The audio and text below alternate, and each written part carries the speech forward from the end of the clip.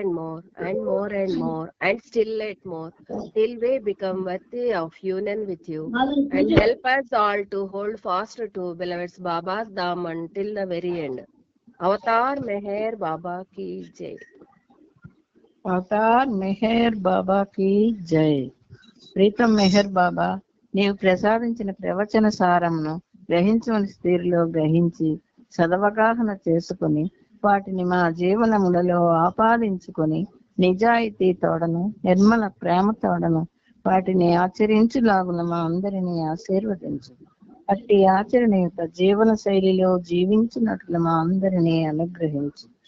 Avatar Meher బాబాకి జై. బ్రహ్మా మెహర్ విష్ణు మెహర్ దేవో మహేశ్వర మెహర్ సాక్షాత్ పరబ్రహ్మా తస్మై శ్రీ మెహర్ నమః. అవతార్ బాబా కీ జై.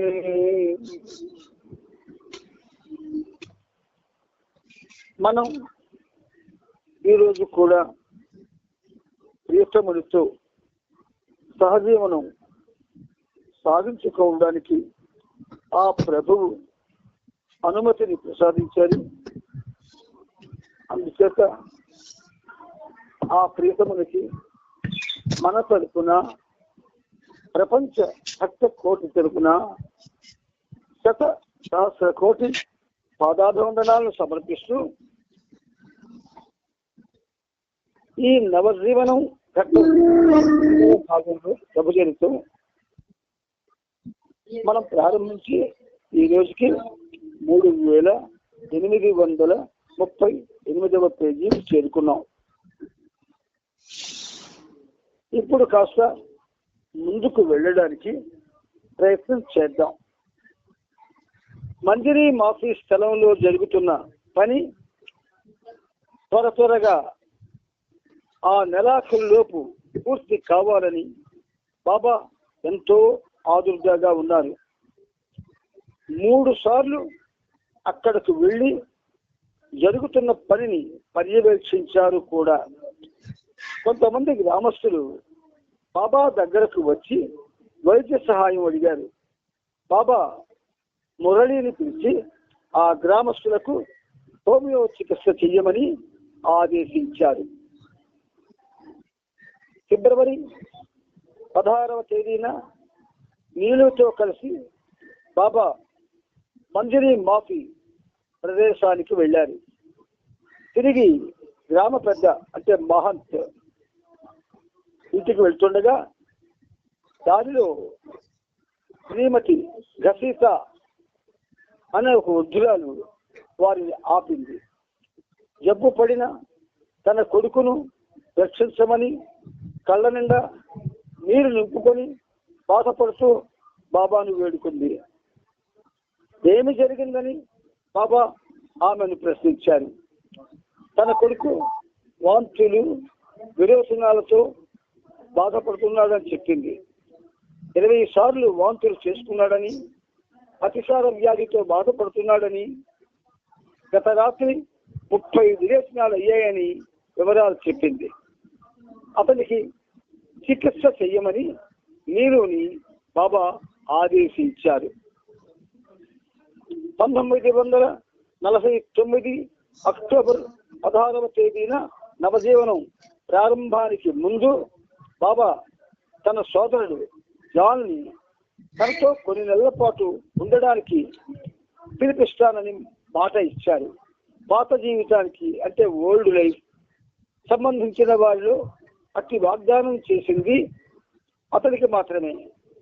పూనాలో ఉన్న జాల్ని రమ్మని బాబా ఫిబ్రవరి 17వ తేదీన ఉత్తరం రాయించారు. కానీ తాను అనారోగ్యంతో బాధపడుతున్నానని, ప్రయాణం చేయలేని స్థితిలో ఉన్నానని జాల్ వారం రోజుల తరువాత బాబాకు ఒక టెలిగ్రామ్ ద్వారా తెలియపరిచాడు. వీరేంద్ర పాటిల్ ఫిబ్రవరి 18వ తేదీన బాబాను ఆయనతో పాటు ఏరిచ్ శత్రుఘ్న కుమార్ నాలావాలాలను మోతీశ్వర్ గ్రామానికి తన కారులో తీసుకువెళ్ళారు. అక్కడ చేస్తున్న మరమ్మతులను బాబా పరిశీలించి తన కొరకు ఒక కుటీరం నిర్మించడానికి కొన్ని సూచనలు ఇచ్చారు. ఆ తరువాత బాబాను కారులో హరిద్వార్కు తీసుకువెళ్ళారు. అక్కడ ఆ బంగళా యజమాని సంసార్ చంద్ గోయల్ని బాబాను కలిశారు. డాక్టర్ నీలు ఆ రోజు సాయంత్రం మంజరి మాఫీకి తిరిగి వచ్చే సమయంలో తాను చికిత్స చేసిన గసిత అనే వ్యక్తి, అతని తల్లి శ్రీమతి గసిత దారిలో వేచి ఉన్నారు. బాబా తమపై చూపించిన దయకు కృతజ్ఞతలు చెప్పారని వారు అక్కడకు వచ్చి ఉన్నారు. తన కుమారుడు పూర్తిగా కోలుకున్నాడని చెబుతూ శ్రీమతి గసిత కన్నులలో నీరు నింపుకొని బాబాకు హృదయపూర్వకంగా ధన్యవాదాలు తెలిపింది.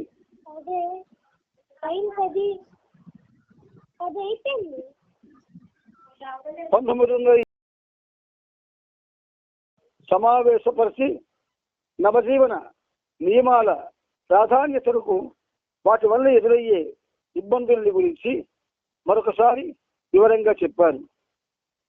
ఆ రోజంతా వివిధ ప్రణాళికల గురించి, వాటి నియమాల గురించి పదే పదే తెలుపుతూ చర్చ జరిగింది. మొత్తం నియమ నిబంధనలన్నింటిలో ఒక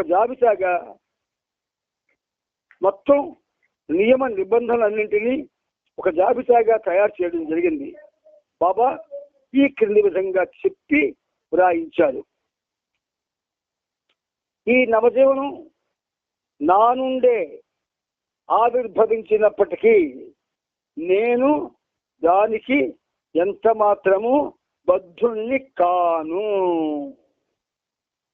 నవజీవనము యొక్క 1, 2, 3 ప్రణాళికలు, వాటికి చెందిన శ్రామిక జీవితం, భిక్షాటన జీవితం, సంచార జీవితం, లంగోటి జీవితం అనే 4 దశలు భౌతికంగా నేను జీవించి ఉండే వరకు కొనసాగుతూనే ఉంటాయి. కానీ ఈ నవజీవనం అంతం లేనిది, ఎండ్లెస్. ఇది జాగ్రత్తగా వినండి. నవజీవనం గురించి బాబా ఇచ్చినటువంటి ఒక అద్భుతమైన మెసేజ్. నా దేహ త్యాగం తరువాత కూడా ఎవరైతే అబద్ధం, అసత్యవాదం, ద్వేషం, క్రోధం, లోభం మరియు కామమును పూర్తిగా పరిచ్ఛేదించిన జీవితం గడుపుతారో మరియు అట్టి జీవితాన్ని గడపడానికి కామపూరితమైన కర్మలు చెయ్యరో, ఎవరికి ఎట్టి హాని కలుగజేయరో, పరోక్షందలు చెయ్యరో, ప్రాపంచిక సంపదలను, అధికారాన్ని కాంక్షించరు, ఎట్టి మర్యాదలను అంగీకరింపరు, గౌరవ సత్కారముల కొరకు ప్రాకులాడరు, అవమానములకు వెరసి దూరంగా పరుగులెత్తరు, ఎవరికి దేనికి భయపడరు, సంపూర్ణంగా భగవంతుడిపై మాత్రమే భారం ఉంచి కేవలం ప్రేమ కోసమే భగవంతుని ప్రేమిస్తూ ధైర్య ప్రేమికులను, దివ్య ప్రకటీకరణలను విశ్వసించరు మరియు ఎట్టి ప్రాపంచిక ఆధ్యాత్మిక ప్రతిఫలాన్ని ఆశించరో, ఎవరైతే సత్యము యొక్క రాపును విడనాడరో, ఎట్టి ఆపదలోనైనను చలించక స్థైర్యంతో, నిండు హృదయంతో అన్ని కష్టాలను 100కి 100 పాళ్ళు సంతోషంగా ఎదుర్కొంటారు మరియు ఎవరు కులగోత్రములకు సంబంధించిన సాంప్రదాయాలకు, మతపరమైన కర్మకాండలకు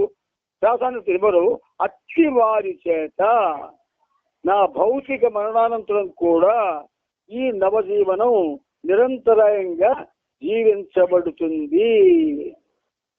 3840 పేజీ నెంబర్ 1840లో ఫస్ట్ 2 లైన్ల తర్వాత ఉన్నటువంటి పేరా ఇది. అంటే ఇది మళ్ళీ చెప్పినా మరి అన్ని క్వాలిటీస్ ఎవరిలో ఉన్నాయి.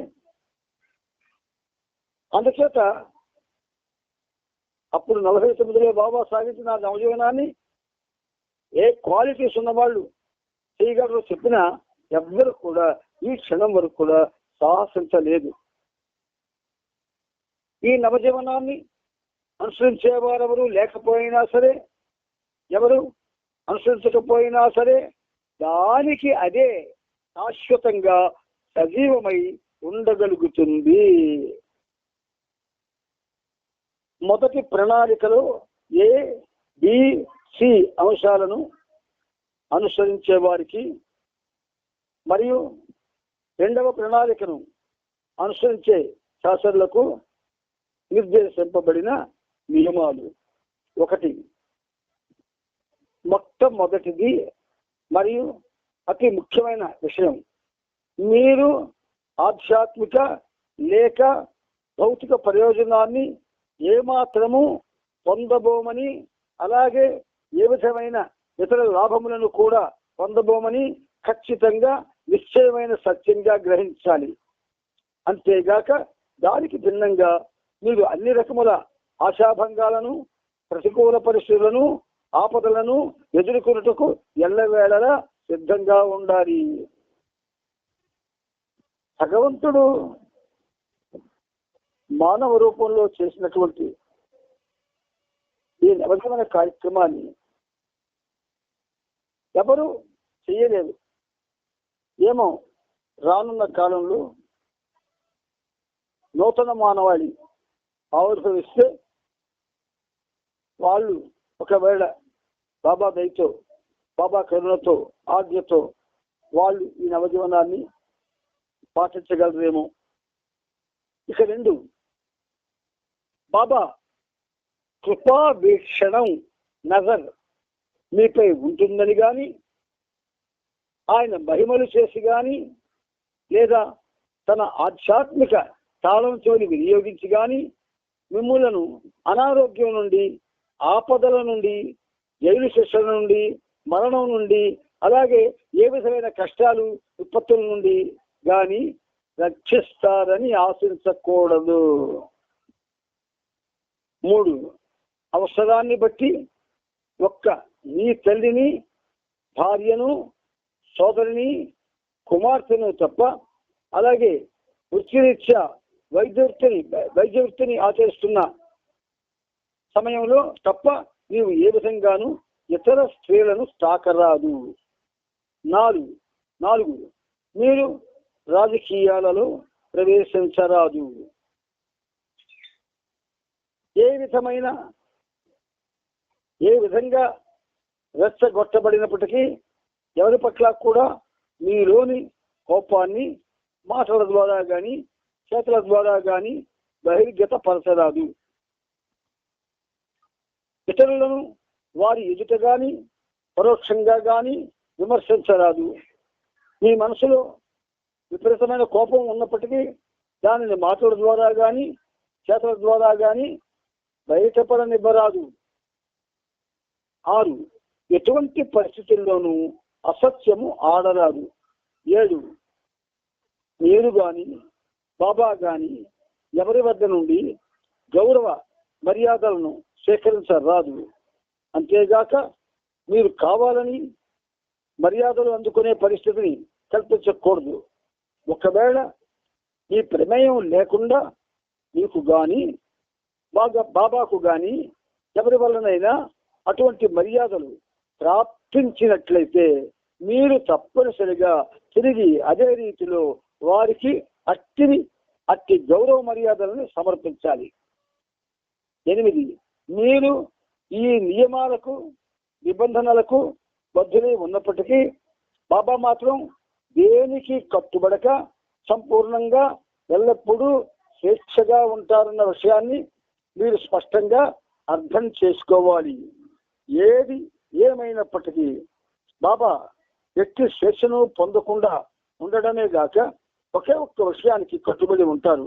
అది ఏమిటంటే మీరు ఏ రకమైన మరియు లేశ మాత్రమైన లాభాన్ని కూడా ఆశించకుండా ఉండడానికి అన్ని రకముల ఆశాభంగాలకు ప్రతికూల పరిస్థితులకు మీరు ఎదురొడ్డి నిలిచే విధంగా మిమ్మల్ని ఉంచడం అనే సరస్సుకు బాబా కట్టుబడి ఉంటారు. అంతేగాక ప్రతి ఒక్క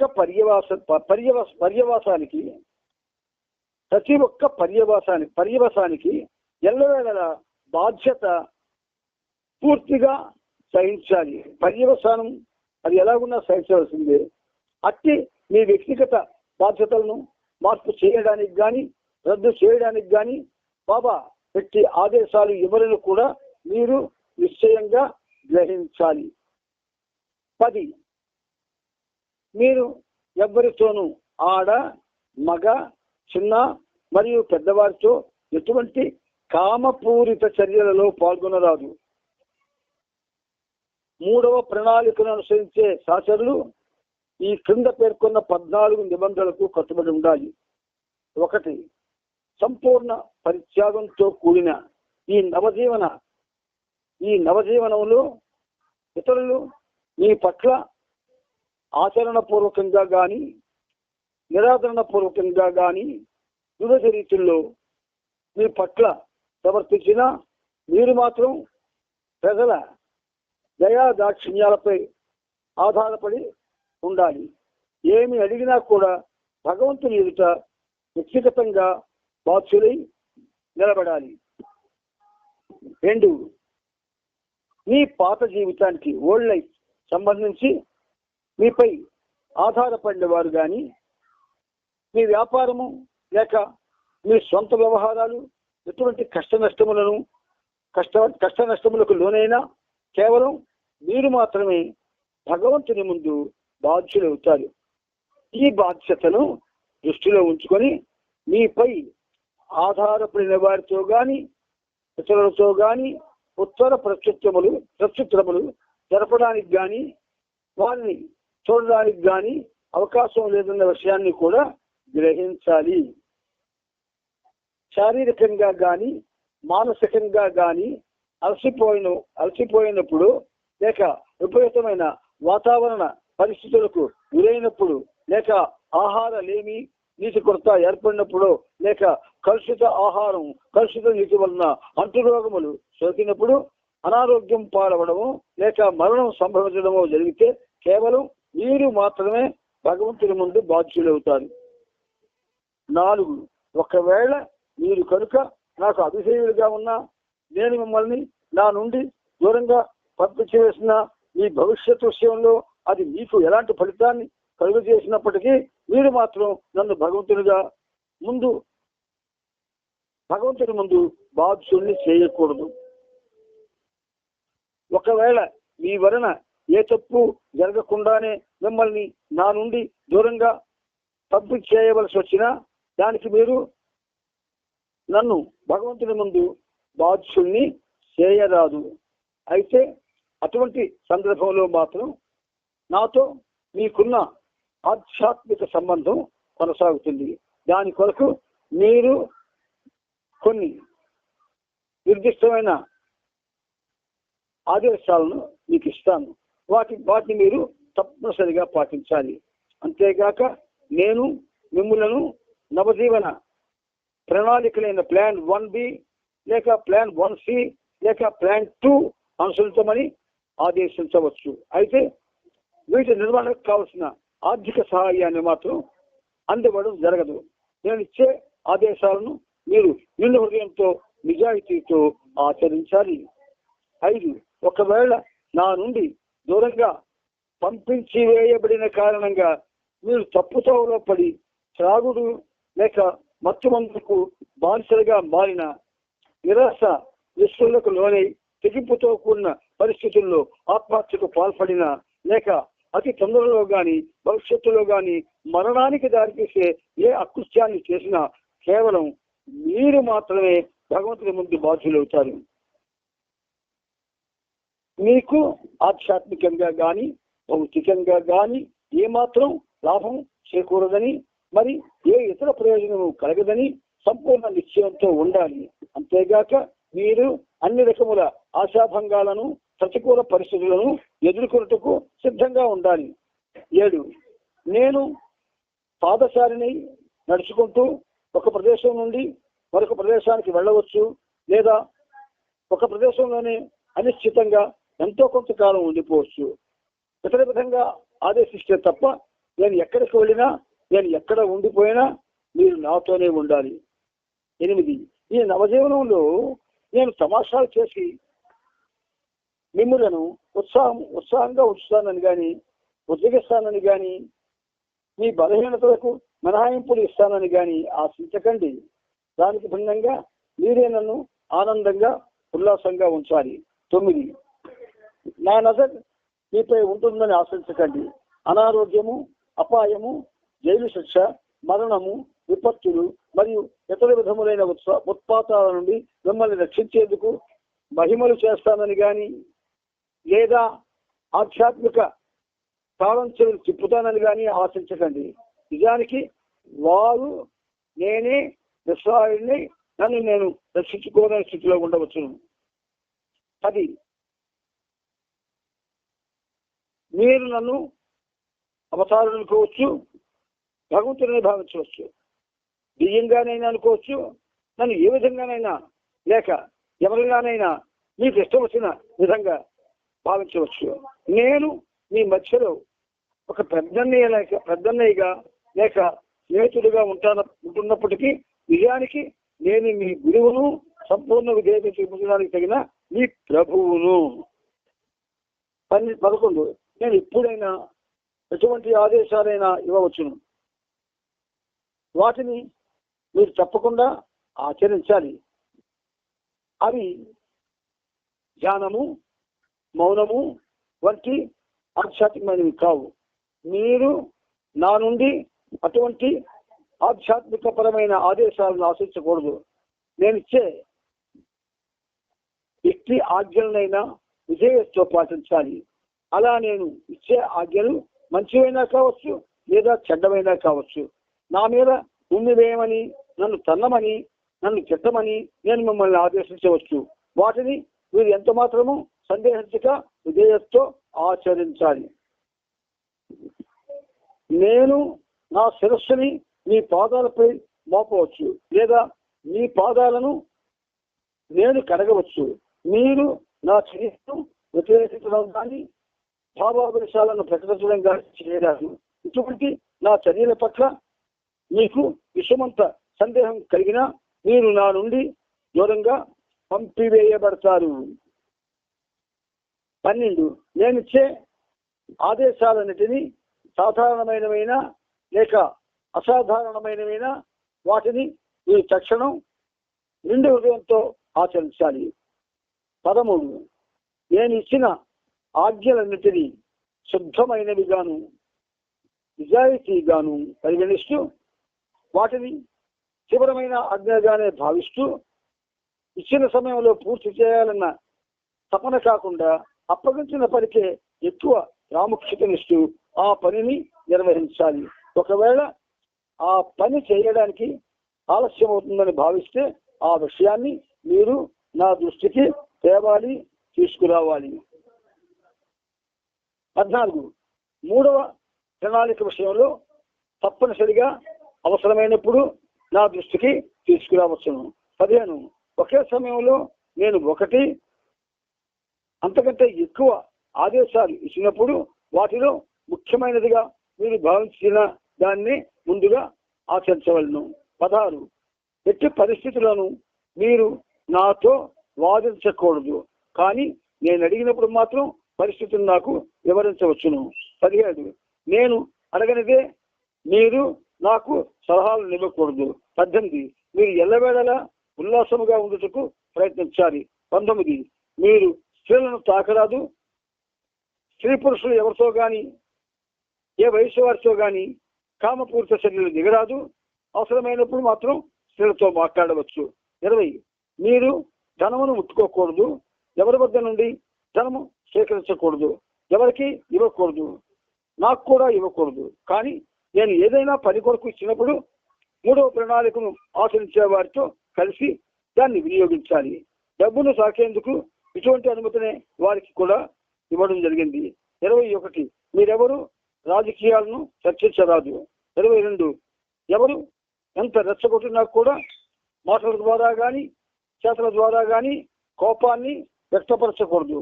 23 మీరు ఎవరిని ప్రత్యక్షంగా గాని పరోక్షంగా గాని అన్యాయంగా విమర్శించరాదు.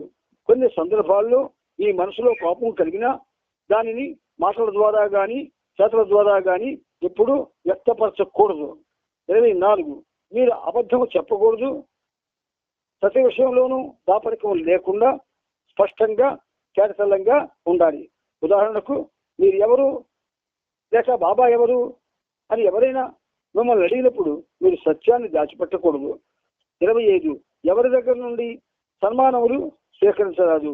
అంతేగాక ఇతరుల నుండి సన్మానములు స్వీకరించేందుకు కావలసిన పరిస్థితులను మీకు మీరుగా స్వయంగా కల్పించరాదు. మీరు ఆశించకపోయినా మీకెవరైనా గౌరవ మర్యాదలు వందన సమర్పణలు చేసినప్పుడు అలా చేసిన వారికి మీరు కూడా వెంటనే తిరిగి అదే విధంగా చెయ్యాలి. 26 నన్ను కానీ నేను నా శిరస్సును మీ పాదాలపై ఉంచినా కడిగినా అది నా ఆదేశం అవుతుందే గాని అట్టి నా ఆజ్ఞను అట్టి నా చర్యను మీరు నేను ఇచ్చే గౌరవ మర్యాదలుగా భావించరాదు. 26 నన్ను సన్మానించినందుకు దారి తీసే పరిస్థితులు మీరు కల్పించరాదు. 27 మీకు వారసత్వంగా సంక్రమించేవి ఏమైనా ఉంటే వాటిని 3వ ప్రణాళికను అనుసరించే నా శాస్త్రుల కొరకు నాకు సమర్పించాలి. 28 ప్రణాళిక 1B 1C మరియు 2వ ప్రణాళికను అనుసరించే వారి వద్ద నుండి 3వ ప్రణాళిక శాస్త్రుల కొరకు ధనము తప్ప వేరే ఏది స్వీకరించరాదన్నదే నా కోరిక. 29 నవజీవనం అంతము లేనిది. నవజీవనం అంతము లేనిది, పరిమితులు లేనిది. తూర్పు పడమర భూ అర్ధగోళాల్లో ఎక్కడైనా దాన్ని కొనసాగించవచ్చు. నవజీవనంలో 4 ప్రధాన దశలు ఉన్నాయి. శ్రామిక, భిక్షాటన, సంచార జీవితం మరియు లంగోటి జీవితం.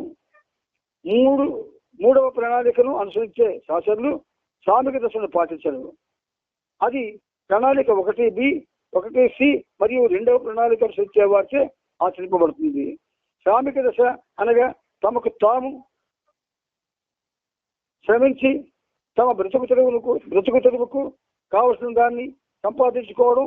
3వ ప్రణాళికను అనుసరించే శాసనలకు భిక్షాటన చేసి జీవించడము లేక ప్రణాళిక 1B 1C 2వ ప్రణాళికను అనుసరించే శాసనలు వారికి అందించే సహాయం పైన జీవిస్తారు. 30 నవజీవనం ఆచరించడానికి ఖచ్చితమైన కాల వ్యవధి లేదు కాబట్టి నవజీవనంలోని భిక్షాటన, సంచార మరియు లంగోటి జీవిత దశలను నా ఆదేశం మేరకు ఏ సమయంలోనైనా వ్యక్తిగతంగా గాని లేదా సామూహికంగా గాని ఆచరించవచ్చును. లేక అలాగే నా ఆదేశం మేరకు ఈ దశలను ఆచరించకపోవచ్చు కూడా.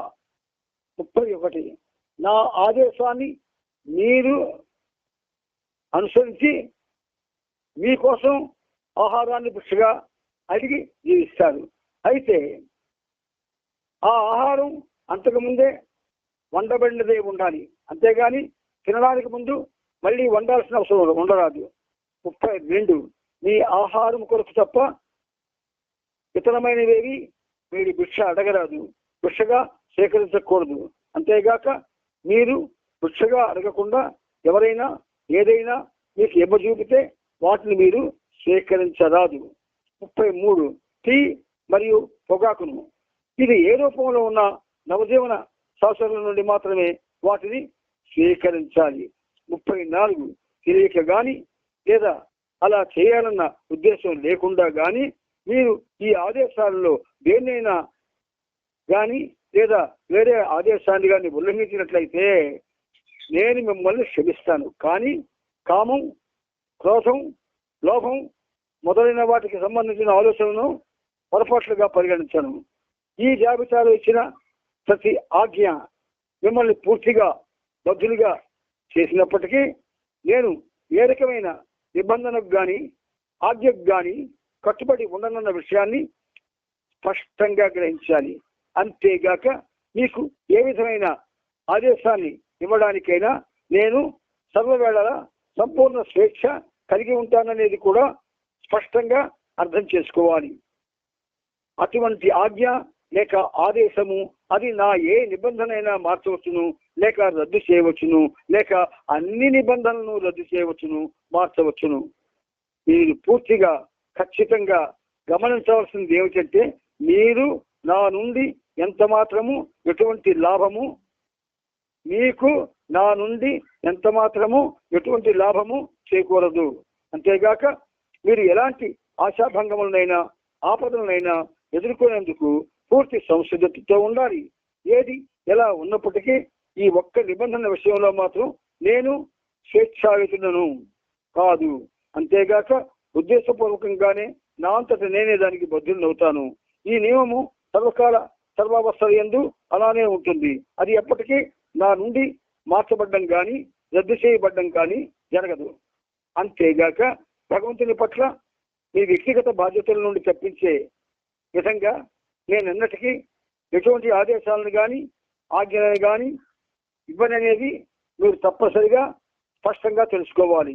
ఈ విషయంలో పర్యవసానం ఎలా ఉన్నా సరే మీకు ఎదురయ్యే ప్రతి ఒక్క పర్యవసానానికి బాధ్యత ఎల్లవేళలా మీ మీదే ఉంటుందని మీరే బాధ్యులన్నది ఖచ్చితం. ఆ బాధ్యతను మార్చడానికి కానీ రద్దు చేయడానికి కానీ నేను ఎన్నడూ ఎట్టి ఆజ్ఞలను జారీ చేయను. ఈ ఒకే ఒక్క విషయంలో నేను బద్ధుడనై ఉన్నాను. మరునాడు ఫిబ్రవరి 21వ తేదీన బాబా తన సోదరి మణిని పిలిచి మొత్తం నవజీవన నియమాలను, నవజీవనం గురించి తను ఇచ్చిన వివరణలను టైపు చేయమని ఆదేశించారు. దాన్ని అహ్మద్నగర్ లో ఉన్న ఆది సీనియర్ కి పంపించమన్నారు. ఆది సీనియర్ వాటిని ముద్రించి భారతదేశం, పాకిస్తాన్, శ్రీలంకలోని అన్ని ప్రదేశాలకు ఒక సర్క్యులర్ గా పంపాలన్నది బాబా ఆదేశంగా అతనికి సూచించమన్నారు. ఈ సర్క్యులర్ 1950 మార్చి 10వ తేదీన వెలువడింది. నవజీవన శాస్త్రులతో ఒక వారం రోజులు గడపడానికి చైతన్య దేశాయ్ ఫిబ్రవరి 23వ తేదీన ఢిల్లీ నుండి డెహ్రాడూన్ వచ్చాడు. 25వ తేదీన బాబా స్వయంగా శాస్త్రులందరికీ భోజనం వడ్డించారు.